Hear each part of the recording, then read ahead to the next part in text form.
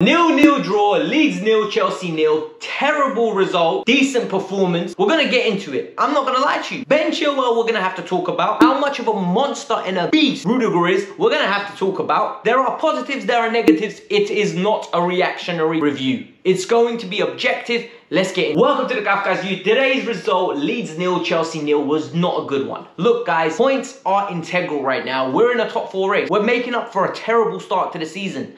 And today's one was not the way to go. If you look at the performance, it was okay. We should have taken chances, but we could have lost. And we will talk about that. Because all round, we should be beating Leeds. Leeds give you an open game, and it becomes who's got the better quality and the better application. And sadly today, we cancelled each other out. We literally cancelled each other out. Before we get into it, hit the like button. Let's aim for 200 likes on this video. Subscribe, get me to 6.4k. I am so close, 3 people away. In the comments below, tell me who is your man of the match. My man of the match was Kante. The man is an absolute machine. The man is a beast. And honestly, he reiterated why he is our best and most important player when it comes to games like this today. He was phenomenal. But let's get into the team. The team news came out and I told you lot, Christian Pulisic was gonna play. There was too much sound going around him and his future for him not to play. Ziyech got a run out and Kai Havertz got the number 9 slot. It was interesting, and it was interesting. I got 10 out of the 11 men spot on. I even got the formation right when I told you guys I don't see us playing with a back 3. But let's get into the 6 things you need to know. That's what you came here for. Let's go. Yo, number 1, I'm not gonna lie to you. Kai Havertz, bro, you gotta do better than that. You have to do better than that. Overall, Kai's performance was fantastic at holding the ball up, dropping deep when he needed to, linking up the play, holding it up in general. He was all round playing like a personified false 9. Everything he did was great, even to his finishing. His finishing was a false 9 personified. It was poor. The amount of chances he got, in my opinion, 1 should be going in. Because the way I'm judging it is if it's Timo, if it's Tammy, if it's Olivier, am I saying, oh no, I don't know. I can't be making excuses. Look, we're not creating clear-cut, rapid chances on a regular basis. He needs to be taking them. And that's when the floodgates open. Was he poor today? No, he wasn't. And don't take this out of context. He was not poor, but he wasn't the clinical striker that we need up top. This is why I always argue we need to have a number 9. False 9s are great, but you need someone you can count on when it's a tight game to nick it for you. And today, that was the difference. Number 2, let's give props to Mendy from head to toe. The man is an absolute tank. On a level, sometimes I think we don't need another keeper. Sometimes I genuinely think we have hit the jackpot with this man. This man is phenomenal. Yes, he's not great with his feet. I understand that, and I know that is a common consensus from the majority of the fans that are rational and are not overreacting. But he's a fantastic leader. He comes for crosses on a regular basis, takes the pressure off the team. He can make an outstanding reaction stop. He leads by example. And he's very calm under pressure. His passing is because he's just not technically gifted. It's nothing to do with him panicking. If you look at that first save from Robertson, if Kepa's in goal, that's going in because he has got a whole 5 inches on Kepa. He's taller than him. He's got a better spring than him. He is a better player than Kepa. Great save. That was going top bins. We would have lost that game. Then the second one, when I think it was Llorente or Rudiger that took the shot, and he literally just got his hand up, strong hand, palms it out. Good man. 3 outstanding saves and a point gained for Chelsea because of our keeper and our defenders that we will be talking about. But that was phenomenal. Christian Pulisic got his opportunity, number 3. And I'm not going to lie to you, I feel like we can't be too critical. And let me explain before you will jump on my neck. Christian Pulisic has not played on a regular basis for a long time. Christian Pulisic has been on the outskirts and on the peripheral of the game. He's been playing 10 minutes, 15 minutes. Throwing him in and saying, oh, okay, now go score, is very difficult to do. The only problem for me with Christian Pulisic is he is always on the outskirts of the game. He doesn't have the alpha dog in him, which I thought he would do. You know what? Being American in the sense, like he was the best player in that national team. He came through the youth system and he was always their best player. Every time he plays for that team, he always has that alpha mentality. Give me the ball, I'll create something. In this team, he lacks it. He doesn't do it in Chelsea. And then he ends up only being active for 10 to 15 minutes of a 90-minute game. And then people say he has had a bad game. So if you actually look at it logically, Ziyech demands the ball. Mount demands the ball.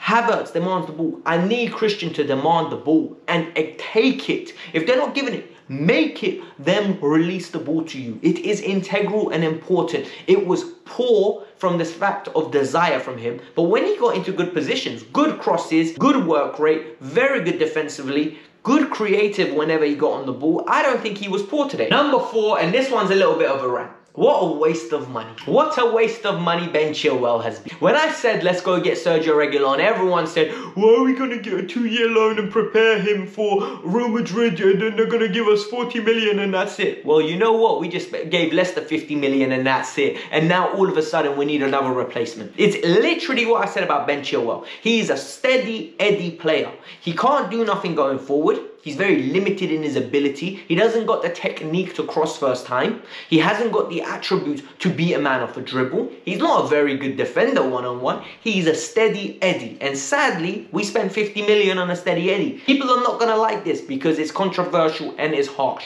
The reality is he's not good enough for Chelsea. The reality is Leicester mugged us off. The reality is Ben Chilwell got told by his own manager, and this is a spit in the face from a manager, to say, be more serious. What do you mean, be more serious? This is a Premier League game. If you can't be serious for a Premier League game, what does this mean? It means you're not good enough. And it means in the summer, you're getting sold. If not, you're going to be bench warming because we're getting a replacement. There is no way we should have Ben Chilwell as our number 1 left back. The result was not on him today, but he was a big problem to why we're not scoring enough goals based on his creativity and the chances that he is getting to create and not taking. He's not good enough. It's not acceptable. Number 5, a man that is good enough is my man of the match, N'Golo Kante. N'Golo Kante is an absolute beast. N'Golo Kante is what you want in every football player. N'Golo Kante is smart, he's athletic, he's tremendous at reading what's going to happen next before it happens. He is a human cheat code. Whenever I tell people that, no one believes me. He is a Mercedes. He is super efficient. He knows exactly what to do, when to do it. Today, he literally disrupted every attack Leeds wanted to go forward. He was carrying Jorginho, and I love Jorginho. I don't think Jorginho was great today, but I don't think he was bad, so he was average.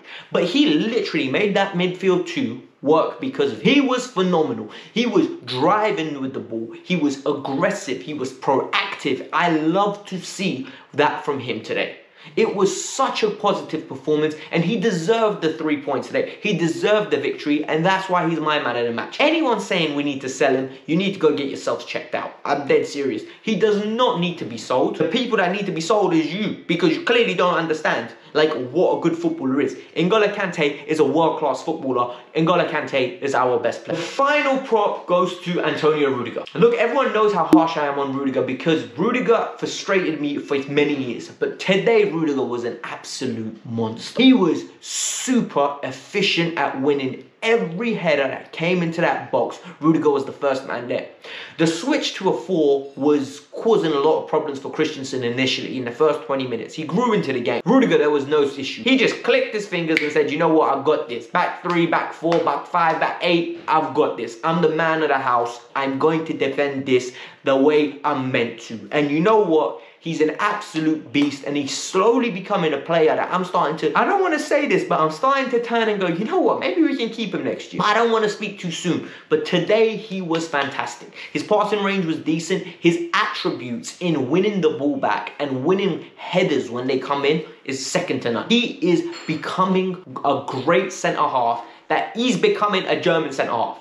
In my lifetime, German centre-halves have been elite, right? I've always seen great, efficient defenders. And I've always wondered, bruv, what's wrong with Rudiger? Why does he make so many mistakes? Why does he play like an Englishman? Not anymore, bruv. Today he was Mercedes, Audi. He was phenomenal. Honestly, he was fantastic today. I love it. I absolutely love it. Look, guys, I know it's frustrating. I know we dropped points, and I know a lot of people are going to start pointing fingers, and I'm not going to lie to you, I don't want to do that today because we've drawn, we got a good point, we're guaranteed to be 4th no matter what happens this weekend unless I think West Ham score like 8 or something crazy. So that's all blessed. This is a good point. We could have lost this game, so we could have got 0 and it would have been even worse. But we need to improve. We do need to improve in front of goal and chances need to be taken. People need to stop being sloppy in the final third because that's what it is. It comes down to sloppiness and laziness and the lack of concentration. And players like Ben Chilwell need to fix up. Big man thing, I will be selling him if I'm Chelsea in the summer.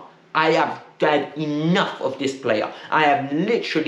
I hate this player at this moment in time in the way that he plays on the pitch. He is so negative. He is better than he's showing. And the reason is because he's playing safe. And I don't understand why he plays safe. If Alonso doesn't play safe, why are you playing safe? I don't understand. I really don't understand. This was the Kavkas view. Hit the like button, subscribe to the channel. Chelsea 0, Leeds 0. It's not a great result, but it's one that we're going to smile about and forget about tomorrow. Atletico's next. You're going to get the match preview, I think, on Tuesday. There might be a post-match review for this tomorrow where we can talk about key instruments. But other than that, guys, peace out. I'm out. Bye.